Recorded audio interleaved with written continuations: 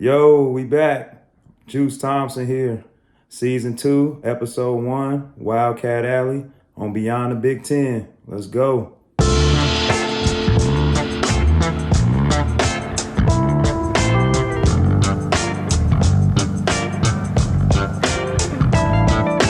Welcome back, everybody.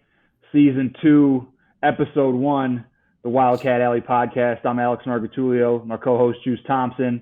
We're here to bring you back with another season of Northwestern Wildcat basketball. Really looking forward to touching base with you, Juice, talking about the upcoming season, a couple games that we've already played.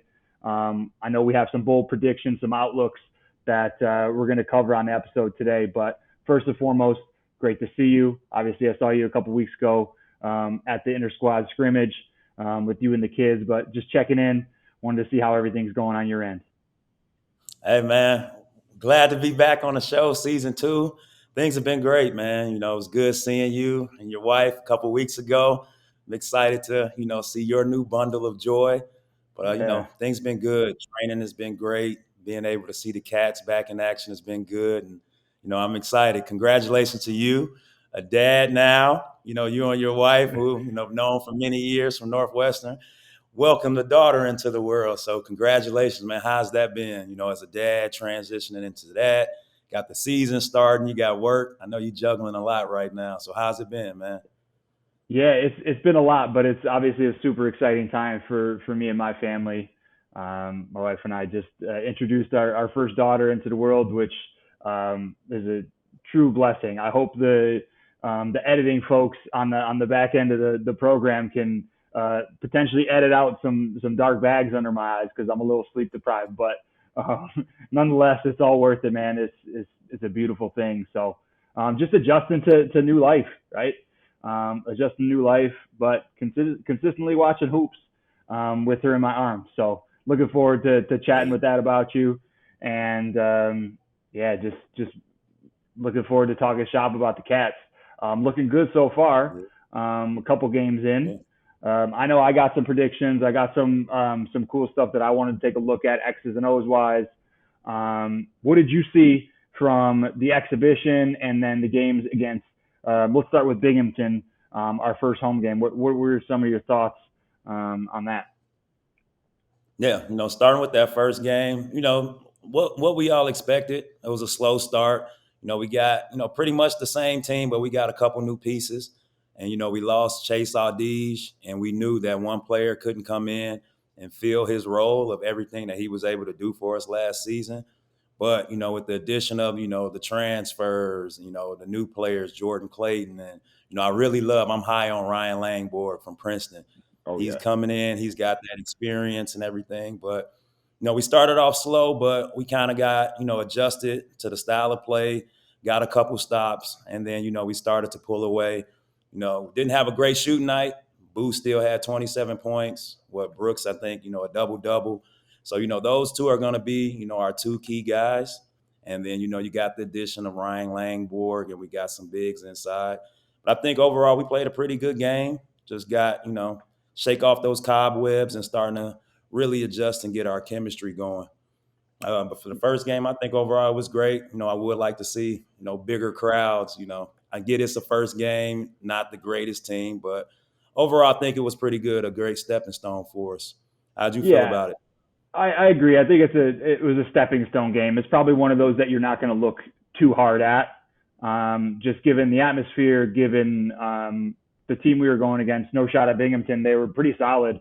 I just don't think we had our A game, and I don't think it's one of those games that you can reflect on and be like, okay, here, obviously some learning aspects, but nonetheless, it's just going to be one of those stepping stone games, like you mentioned, that we can build off of and be like, okay, here are some mistakes. Here's where we really need to improve. And you definitely saw that as we moved into the Dayton game on Friday night. But before we get into that, let's take a step back.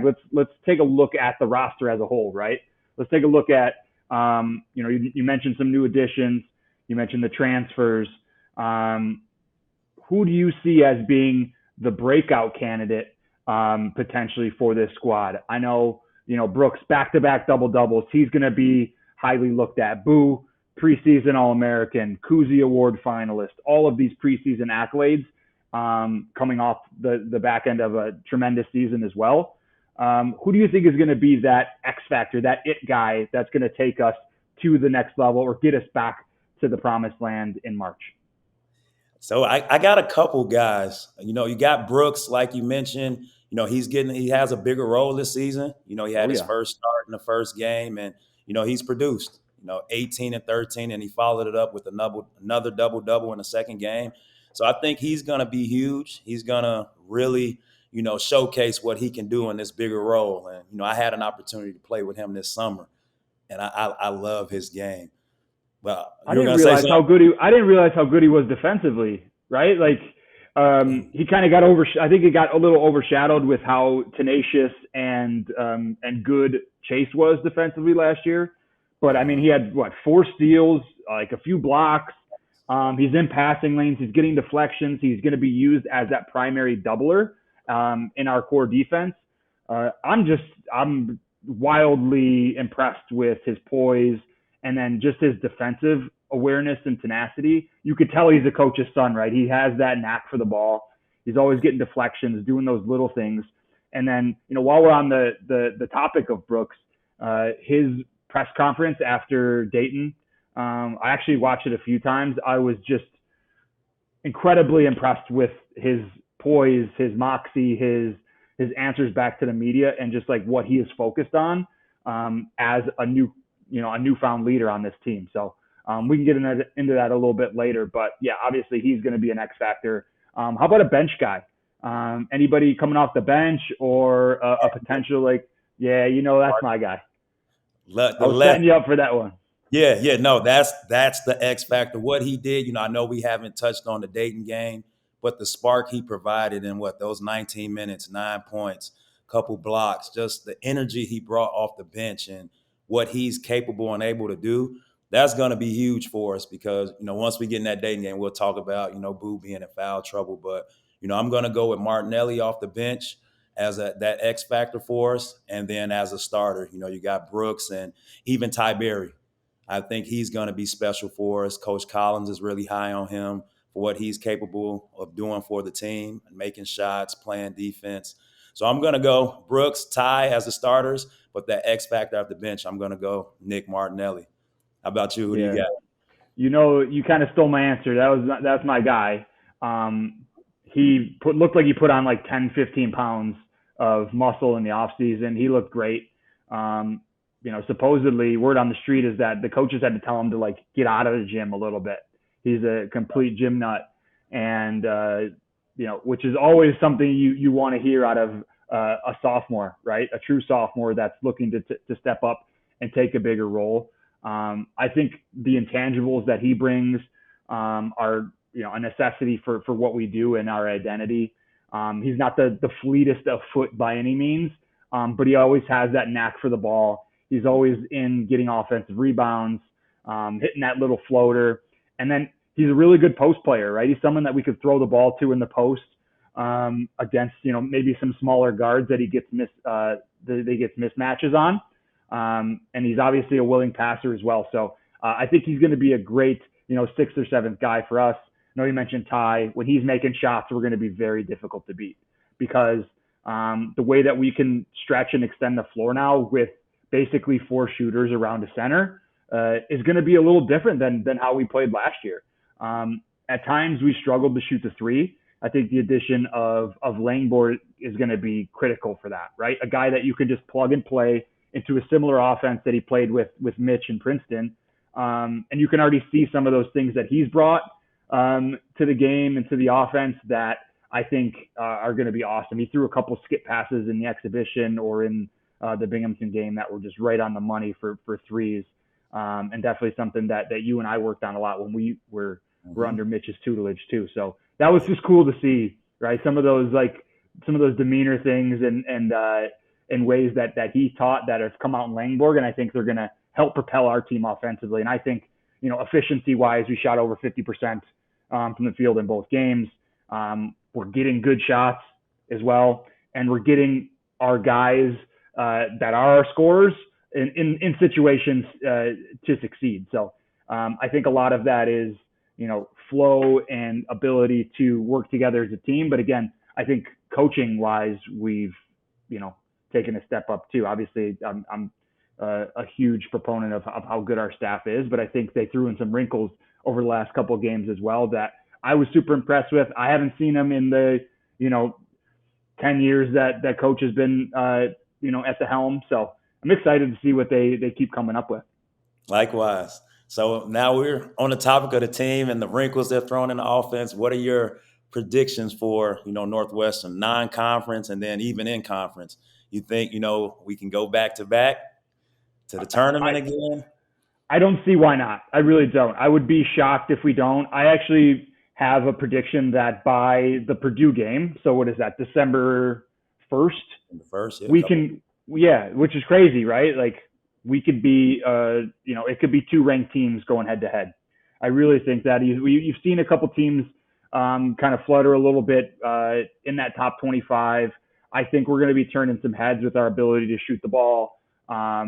And with the emergence of Brooks as a true all-conference type player, I think we're going to turn some heads nationally leading up. But obviously, we have to take care of business in November, right? We have some games coming up that are against Division I opponents, right? We play Western Michigan at home. We play Rhode Island, and Mississippi State or Washington State.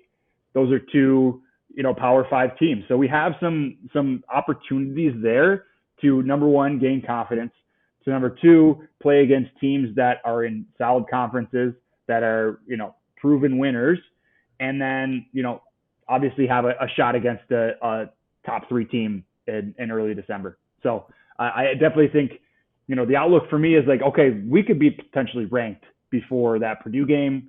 I don't see us cracking maybe the top 20 at that time, but maybe a 24, 25 versus a potential number 1 team in the country at that time since Duke lost already. So like, there's just some wild scenarios out there. But we just got to take every game as an opportunity to improve. This team hasn't been together all that long, right? It's been a summer. We have a lot of new faces, a lot of new players. But for me, it seems like they're meshing together well. What are you seeing out there? Yeah, I definitely think the chemistry and everything is coming together. Offensively, that ball has been moving, and we're showing that versatility. We have multiple players that can score, you know, just like that Dayton game. Boo was in foul trouble. You got Martinelli stepping up off the bench. Ty's making big shots down the stretch. Brooks, Ryan. I think, with that versatility offensively, things are looking good. But defensively, I think, we just got to get that chemistry a little bit down on a defensive Yeah, end. Like you said, it's a new team. They're buying into the system and the defensive strategies, but I just feel like we're one step slow on the rotations. And like that started to show, the first couple games. But by the time we get to playing Purdue, I'm right there with you. There's no reason why we shouldn't make it back to the tournament this year. And by the time we play Purdue, in a couple weeks, we should be, a nationally ranked team as long as we take care, home court. We got some games on a neutral site. But I think we're in really good shape. We're starting to come together, and I think we'll make history and get back to the tournament again. I agree. I think that's a rightful claim. And I mean, honestly, why can't we win 14 games in the conference, right? Obviously, like, winning at home is super crucial. Have to do that early. But last year we were so good on the road. Can we mimic that? Can we repeat that road success? Can we keep that focus and composure? And now we're going to be a team that is not going to fly under the radar, right? We take a look at all the power rankings that are coming out. We're not in that bottom 4 anymore. I've seen us as high as 5 in some of these, right? Which I think is very, true to size. I think we are a top 5 team in the conference. I really do. We have experience. We have leadership. We have shooting. The defense, I think, will come together. So all that being said, I think we can be a top 5 team in the conference. I think we could be one of those perennial ranked teams. And then if we can bring that atmosphere at Welsh Ryan, like we did for most of last year, and I'd love to see it in November. I'd love to see it in early December on these non-conference games as well. I think, we can be a surefire top 25 team for the entirety of the year, where we're talking, Juice, in, January and February, it's like what seed are we, right? It's not going to be, are we getting in? Like Yeah. we've already done the legwork. Like, but what seed are we? Where are we going? Where are you and I taking our families to go watch these guys play? So that's what my hope is. That's what my anticipation is. Again, there's definitely some room for improvement, but nonetheless, I think this team has all the features, all the right build, and it seems like chemistry-wise, they are very together, right? It seems like they really care about one another. They're really playing Northwestern basketball, and obviously taking on the mantras that Coach Collins and staff want, to be like our identity. So Yeah. some really good stuff. I love it. So I'm just going to throw it out there as we're talking about rankings.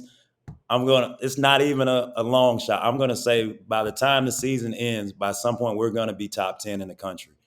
I feel, that good about the team. Like you mentioned, we're I coming love together. that.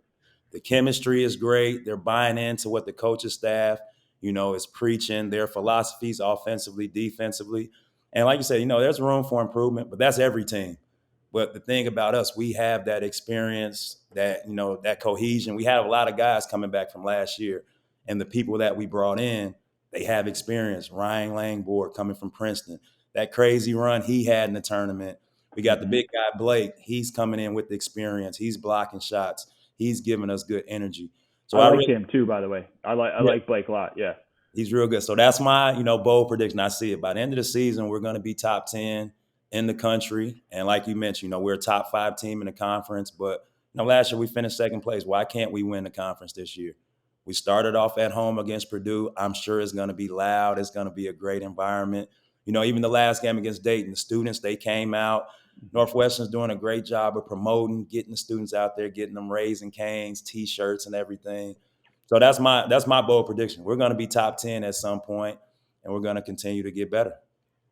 I love that, man. I could piggyback off that all day. I think that's a great prediction. And again, we have many opportunities to win on the road in the conference. Again, conference is as good as ever, right? We say this every year. The conference is stacked from top to bottom. There are no easy games. There are no easy outs. I've watched a little bit of Minnesota, Nebraska. They're better, right? Like all these, even the teams that were in the bottom of the conference last year, they're better. Ohio State is going to be better. Illinois is obviously a team to be reckoned with. And then, you have your perennial powers, Michigan State, Purdue, Indiana, like all these juggernauts at the top of the conference as well, that we're going to be looking to knock off. And I think it's good that we're not flying under the radar anymore. I think it's going to keep the guys focused and sharp and understanding that they're going to need to bring their A-plus game every day in order to win in the conference and be successful. So I think, just locked in practice, right? You've been to a couple practices. What have you seen on that side of the house, that can eventually get them to that top 10 ranking that you're looking at? That just to go back, that chemistry, like you've been saying, Yeah. practice. I mean, you got guys holding each other accountable, and it's not like some guys may be yelling at each other. Not just the coaches. There's players where you miss this rotation. This is what you have to do. And the great teams, when your teammate gets on you, they're not taking it the wrong way. They're listening, they're Right. accepting it, and then they're making adjustments. So I think that's going to be, that's one of the big things that stands out in practice and in the games. And for example, the last game, I was at against Dayton. Like you said, everyone's playing for each other. Their chemistry is great. Boo was out in foul trouble with a couple minutes left. And I remember, right, when Brooks walked past the bench, Boo says something, and Brooks says, "I got you, bro."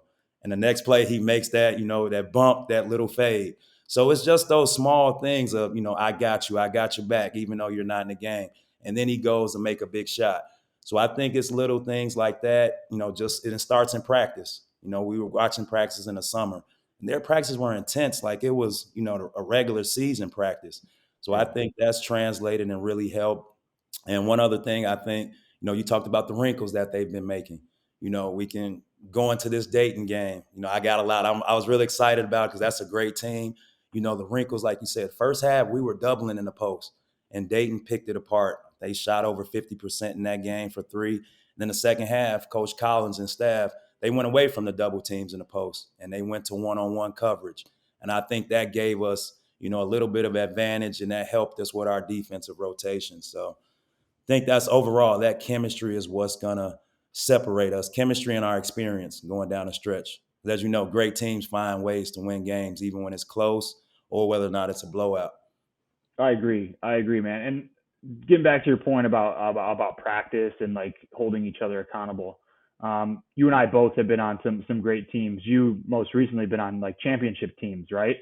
Um, the best teams that I've been on have been when the coaches aren't necessarily talking all the time, right? It's like the players are assessing the problems and being like, hey, like if you go here, I'll be here, right? You know, if I go double, like you need to drop into the eye, right? Like all of these types of things where the players are talking it out, or the players are saying, hey, like I got your back, or hey, you need to do this better, and they're taking it and they're looking at each other in the eyes and be like, yeah, I got you. Next time I got you. Like those are going to be the most successful teams. And from what I've seen, from scrimmages, practices, and the first couple of games of the season, this team has that look in their eyes, and they have that collective nature where it's a next play mentality, but at the same time they're going to hold each other accountable to do their job on every single play. So I love seeing that. And then let's talk about the Dayton game a little bit, right? Let's get into that because I think it's a super important game. It's a tough game, only the second game of the year. Could easily be one of those games that you lose, right? Yeah. Dayton's well coached. They press the whole game. They try to wear you down for 40 minutes. We had 7 turnovers against a team that presses the whole time. Boo had 4 of them, which again they were just like him attacking the basket. Fine, like they weren't turnovers that turned into buckets. And then you look at our secondary ball handlers that brought when Boo was out or when they were taking the ball out of Boo's hands, which they tried to do the entire game. Yeah. Brooks 0 turnovers. Ryan 0 turnovers. Jordan Clayton had none as well. Like guys that were in tie, 1 turnover, but that was on a lob. Like we didn't turn the ball over at all against a team that pressures you full court for 40 minutes. I think that has something to do with the poise, the experience that we talked about, and then just the ability to get shots on every possession, right?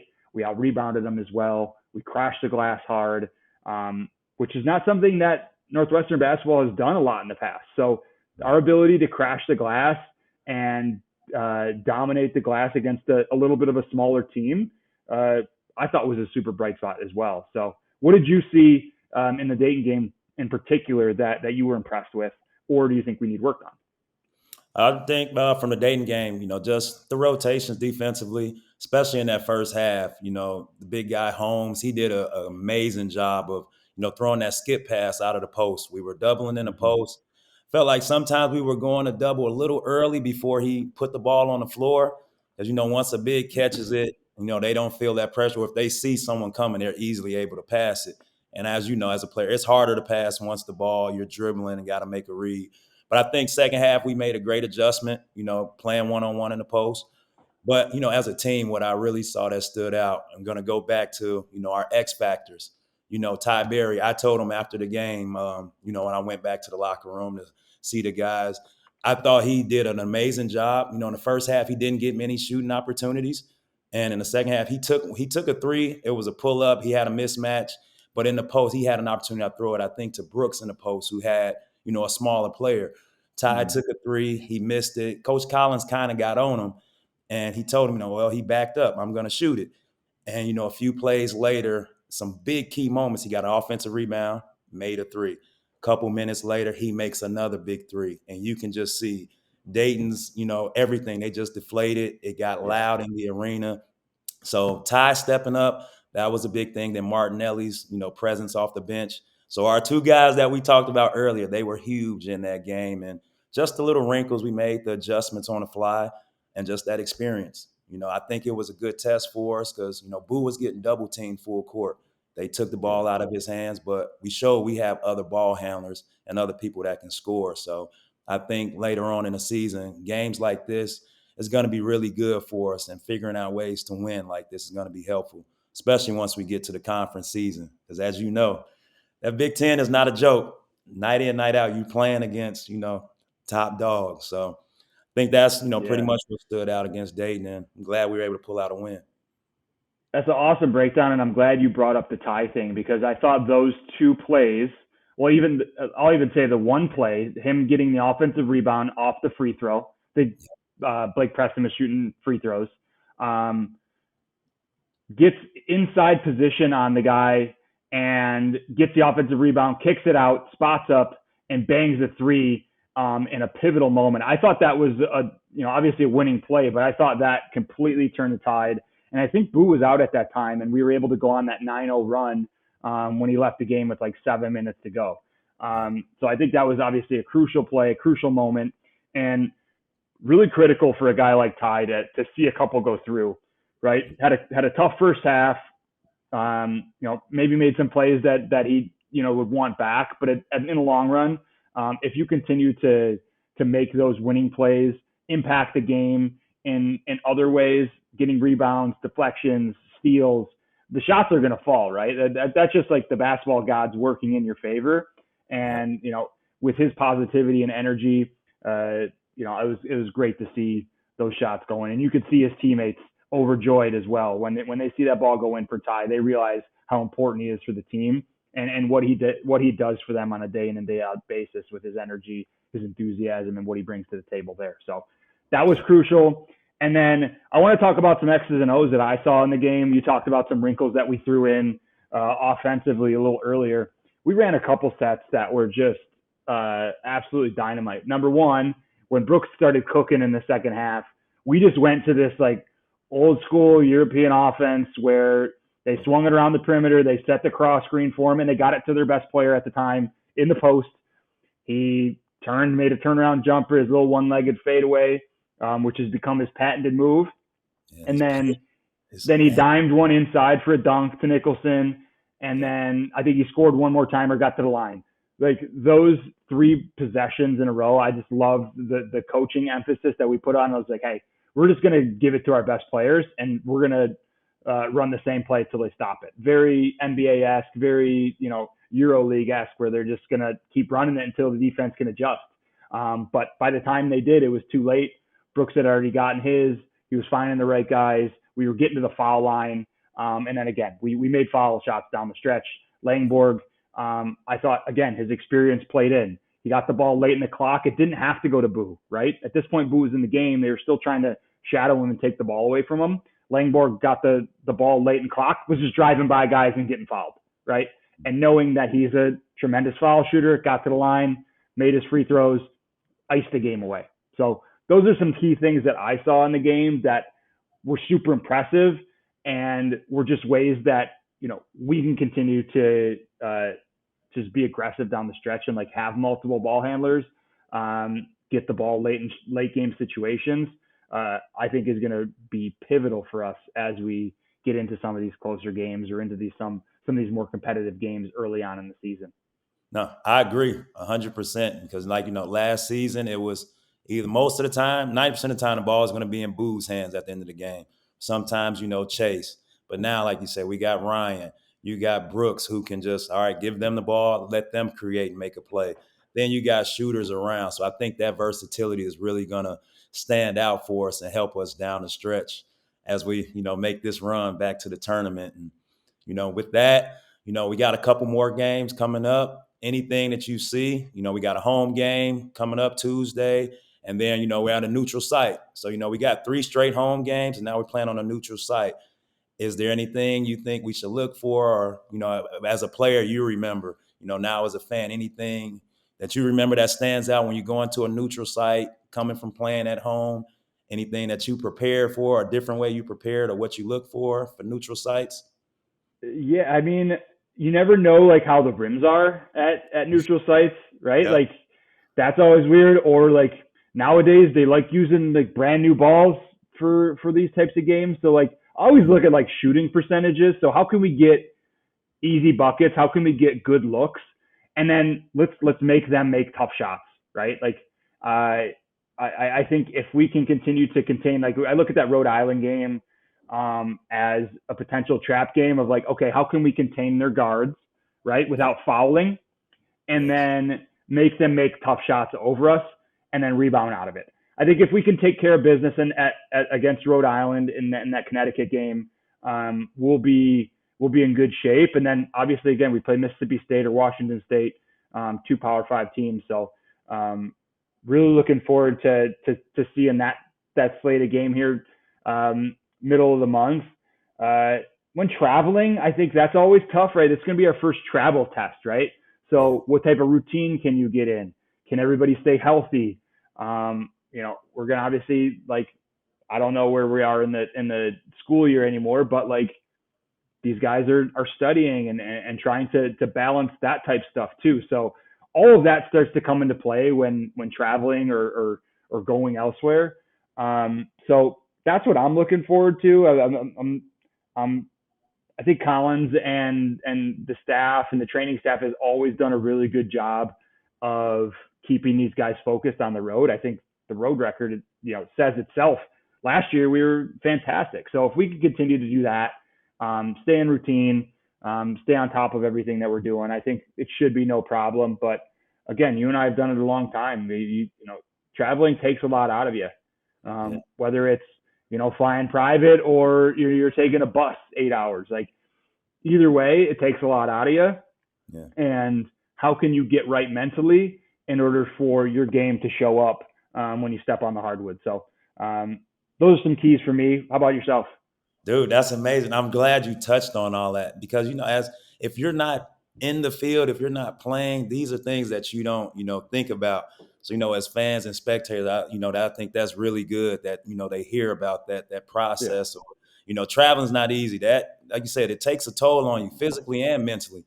Sitting on a bus 8 straight hours, even if you're flying private, sometimes there's delays. You might sit there and be stuck in a city for a certain amount of time. But yeah, going back, like you said, I think you don't know about the rims. Then those new balls can be tricky. They can be slippery, could be sticky. So there's a lot of adjusting that you have to do on the fly. So I'm excited to see how they mesh this upcoming week with the slate of games that they have. But before we even get to that neutral site game, we got was it Western Michigan coming in? you yeah, know, not to take anything away from them. They're a great team, great, well coaching staff. I would like to see, hopefully we can get off to a great start and then get some of those other bench players, some more minutes. I would like to see Jordan Clayton play, Mullins. I would like to see them get some minutes to get some experience because, as you know, it's a long season.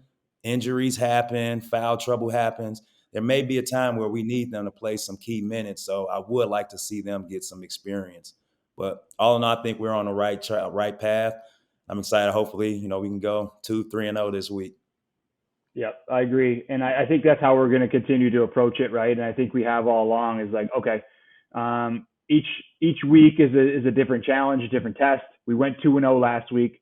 How can we go 2-0, 3-0 this week, and obviously get to that overall goal of being undefeated? So really good points. I'd love to see a couple 20 plus point victories here, get some guys some burn, get in, experience what those bright lights feel like, and play some meaningful minutes because, yeah, like you mentioned, injuries, injuries happen, foul trouble happens. You're going to need to be ready and stay ready. So I'm also like interested to see if even if games are close, if Coach Collins starts to throw some guys in the rotation like a Jordan Clayton out there, like a Mullins, who's obviously can be a plus defender, but I think needs to improve a little bit offensively, and just see what type of rotations, what type of lineups that he can throw out there that could potentially produce when, a Langborg may pick up foul trouble. So who can come in? Can Jordan Clayton come in and be that secondary ball handler? Can he be that off guard or that one guard and move Boo off the ball? So yeah, I mean, a lot of things that can play out here over the next month or so, and obviously the course of the season. So there's a lot of a lot of scenarios that I'd like to see some guys get in, um, and all of that. But nonetheless, I'm really excited for the schedule that coaches put together. I know he worked hard on getting that. I know we don't have a Big Ten ACC challenge game, so it was important to him to get the Dayton game scheduled, and we obviously got that dub already. We have, we're looking at Mississippi State or Washington State. We have Purdue, obviously, and then we played DePaul again, always a fun intercity matchup. And then Arizona State. That's a game that I think is going to be a really fun game down in Phoenix. Almost a home. I know it's a neutral site, but almost a home game for ASU. They're always tough. They're always well coached. Bobby Hurley and company always are tourney bound, and they always have some super athletes that can really score. So looking forward to what's on the slate coming up. That's for sure. Yeah, it'll be exciting. We'll be following up, keeping you guys updated, and be on the lookout. We got some really, really special guests coming up this season that are going to join us. We won't drop names, but just be on the lookout. We got some former alums, some guys in the media, some guys still playing. It's going to be interesting. I'll let you Yeah, take. You're the new dad now. Is she sleeping now? What is she doing? Sorry to yeah, get she's away from sleeping. basketball. She's sleeping, or she's on a walk with Ange. So I one of the two. They gave me some daddy time this morning to hop on the pod and connect with you, Juice, which is super exciting. So Yeah. obviously, like you said, looking forward to an exciting, action-packed season 2 of the Wildcat Alley podcast. Looking forward to bringing on some great guests. Looking forward to chatting through all things Northwestern basketball, and obviously we'll keep you all updated as we move through as well. But as always, Juice, appreciate the insight, big time stuff, and looking forward to a fun season ahead. Me too, my man. Thank you. Always a pleasure, man. It's always fun talking hoops and everything. And I'm excited to see the little one at a game with the headphones. I Oh remember yeah, having yeah. my little ones at the games. Oh man, it takes me back. It's exciting times, man. When you can, though, get a nap in. That's I'm my trying. advice. Get a nap when you can. But it sounds like you and Angie got it, got it all down packed. Give each other a break here and there. And I'm glad she's outside walking around 'cause it's a nice day. It's Hopefully we get a beautiful. couple So more. So, we'll be good. Looking forward to seeing you soon, Juice. yes. Signing out. Appreciate everybody at Beyond the Big Ten. New amendment for putting this on. And again, catch us for the rest of the episodes. Season 2 of the Wildcat Alley podcast kicking off today with episode 1. Look out for us in the future. Take care. All right. Wildcat Alley.